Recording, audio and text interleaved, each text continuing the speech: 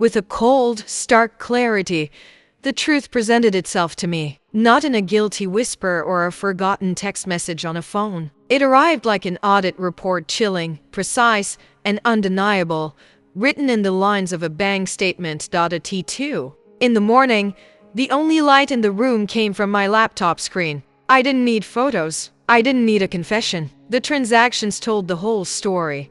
A narrative of automatic debits for dinners for two I never attended, gifts I never received, and hotels whose hallways I'd never walked. Each line item was a chapter in a life he was living without me, but with our money. As he slapped the sleep of the righteous just a few feet away, the sound of his steady breathing became an insult. In that moment, I felt the floor disappear from beneath me, but a supernatural calm took the place of panic. I wasn't going to scream. There would be no dramatic scene with accusations and tears. My pain was too deep to be wasted on a scandal. If stories of transformation like this resonate with you, subscribe and turn on notifications so you don't miss what's coming next. In the next 3 hours, in an almost sacred silence, I didn't plan my revenge. I executed a division of assets. This isn't the story of how the worst betrayal broke my heart. It's the story of how it financed my freedom, of how our joint bank account became my emergency fund for a new life. A life that would begin at dawn. I was always the practical partner, the one who turned dreams into spreadsheets, who saw love, not just as poetry, but as an engineering project. For me, trust was the foundation, planning was the framework. Every single cent that I, with my hard work and discipline, deposited into that joint account was a vote of confidence, another brick in the wall of the house we were building, the future we were planning. I was the builder, he was the architect of dreams. He brought the grand ideas, the travel plans, the visions of a life together. And I, with my feet on the ground, found a way to make it all real. We had 5 years of a story that, to anyone looking in from the outside, seemed like a fairy tale. The perfect couple, the ideal partnership. He said we were an unbeatable team, that my organization was what allowed his creativity to flourish. The problem was, I didn't know he was playing on 2 different fields with 2 different uniforms. I believed every word, every promise of an us that was solid as a rock. I was so busy building the walls of our fortress that I didn't notice he was digging a tunnel right underneath it. Today, I understand with a painful clarity what relationship experts mean when they say that love is an action. I was acting, day after day, building, saving, investing in our future. He was acting too, but he was financing a secret present, a parallel reality. The first major lesson life taught me, written in the fine print of a bank statement, was this: when a couple's financial actions are not aligned, it's because their emotions, values, and hearts probably aren't either. Money doesn't lie. It simply follows the orders of true desire. And his desire, as I was about to find out, had a different address.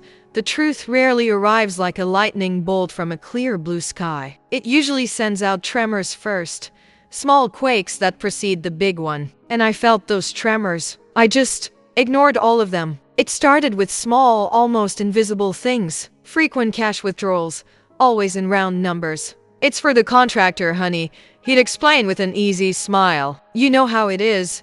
He prefers cash." And I, the woman of the spreadsheet, who tracked every penny, accepted it. Because doubting was more exhausting than believing. Then came the work meetings that stretched late into the night at expensive city restaurants. The charges would appear on the joint credit card, but the bonuses and new contracts never materialized at the end of the month. "Networking, darling," he'd say. "We have to invest in relationships to reap the rewards later." I'd see the names of the places, too fancy for a simple meeting, but I chose to believe in his ambition. It was easier to admire a hard-working man than to suspect a liar. The escalation was subtle and steady. One day, a significant amount left our account. When I questioned it, the answer was ready, rehearsed. It was a loan for a friend in trouble, a childhood buddy whom, curiously, I had never met in 5 years. "He's going through a terrible time, poor guy. He'll pay me back as soon as he can," he said, with a look so sincere that I felt guilty for my own suspicion. My stomach turned over. A voice inside me, an ancient, wise voice, screamed that something was very wrong. But my mind, programmed by years of love and trust, whispered for me to calm down. I wanted to be wrong. I needed to be wrong. Intuition is the most primitive and honest form of intelligence we have. To ignore it isn't an act of loyalty to someone else. It's an act of profound self-betrayal. It's choosing the comfort of a familiar lie over the courage of an unfamiliar truth. And for a long time, I chose comfort. I chose to believe in the architect of my dreams, not realizing he was using my tools to build a castle for another queen. I didn't know it then, but my desire to be right about him was costing me the truth about myself. That Tuesday, insomnia ambushed me. A thick anxiety, with no name and no shape, weighed on my chest. He slept beside me, his breathing deep and regular, the very picture of peace. To try and feel some semblance of control, to calm the storm inside me, I decided to do what I always did when the world felt chaotic: organize the finances. I opened my laptop, the screen's glow cutting through the darkness of the room. I went to the bank's website, a routine I'd done hundreds of times. But this time, something compelled me not to just look at the totals. I clicked on detailed statement, and my world stopped turning. If you are feeling the power of this story and believe that self-awareness is strength, hit that like button to let us know. Time slowed down. Each line on the screen seemed to pulse with a malicious life of its own. The first was a charge from Luxury Roses Florist. We didn't buy flowers. I'm allergic to pollen. The second, a charge from Secret Flavor Restaurant. Table for two. On a night, he told me he had stayed late at the office, eating cold pizza. The third, the fourth, the fifth. There were jewelry stores, lingerie shops, and then, the final blow, a series of charges from the Paradise Hotel, Presidential Suite. The dates lined up perfectly with his supposed business trips.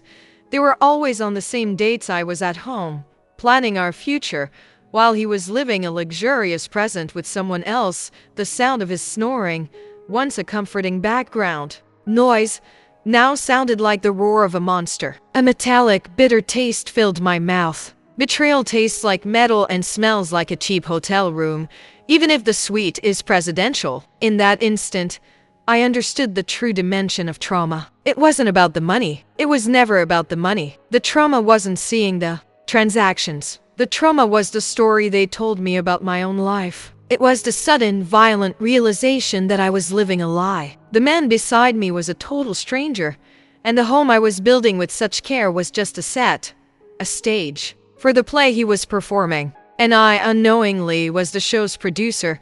The tears didn't come. In their place, a chilling clarity descended upon me, a lucidity as sharp as a shard of glass. I wasn't going to wake him up. I wasn't going to lower myself to a screaming match. That would only exhaust me and give him the power to twist the truth, to call me crazy. No, my pain was fuel, and I would use it for a productive journey, not for a destructive fire. My power wouldn't be in my voice, but in my action, in my silence, with surprisingly steady hands that hadn't shaken for the first time in months.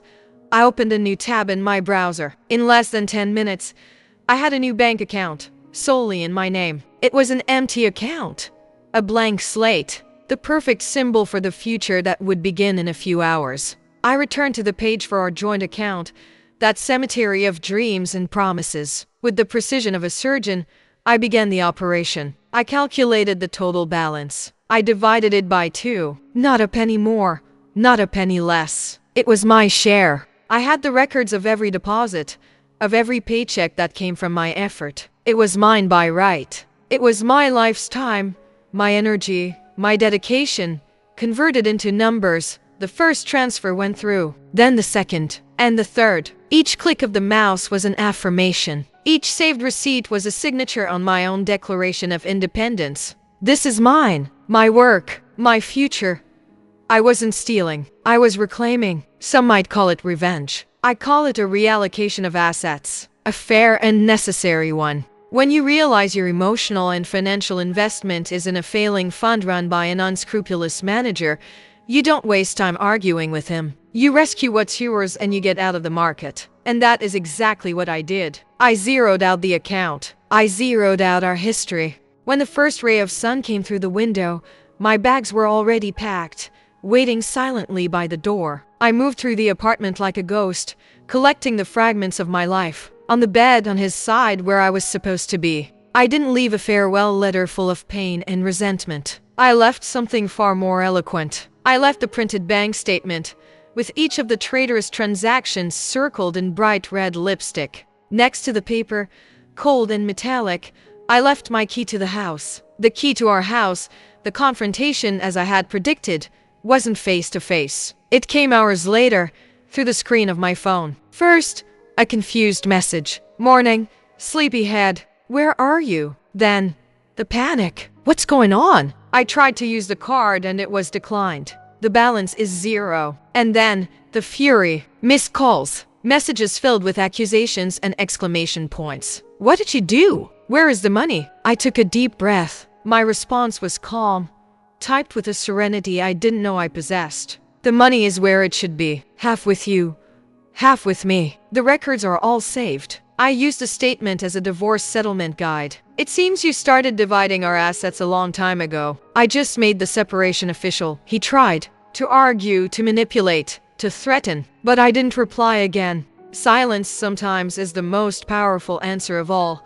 I felt no pleasure in his desperation. I felt peace, a deep, overwhelming peace. The zeroed out account was the perfect symbol. The closing of a chapter, the definitive end of that us that, in truth, never really existed. My justice didn't come from watching him fall or suffer. It came from knowing that I had lifted myself up, that I had taken control of my own narrative before he even realized I was on the floor. My victory wasn't loud. It was the quiet of a new beginning.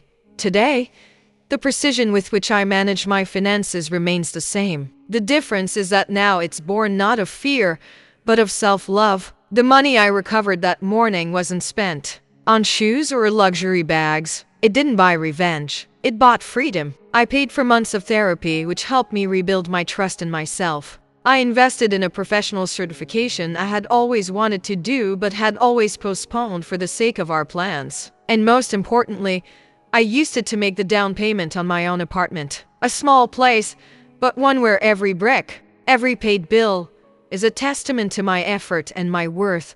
Looking back at that night that changed everything, I realize I learned lessons no university could ever teach. The first is that financial intimacy is as crucial a pillar as emotional intimacy in a relationship. A bank statement can often be more honest than an I love you. The second lesson is that protecting your finances, your autonomy, is not a lack of trust in your partner. It is an act of profound self-respect. And the third, perhaps the most important, is that your most powerful action, your greatest act of self-love, is sometimes the quietest and most pragmatic one. If you feel trapped, if something inside you is telling you that the story doesn't add up, start looking at the facts, at the numbers, at the concrete actions. The way out sometimes isn't through a door you kick open with a scream of rage, but through a window that you, with intelligence and courage, build in silence. You can and you will rebuild. And maybe the first step in that reconstruction is to open a new spreadsheet, a new account, a new page. Your own page.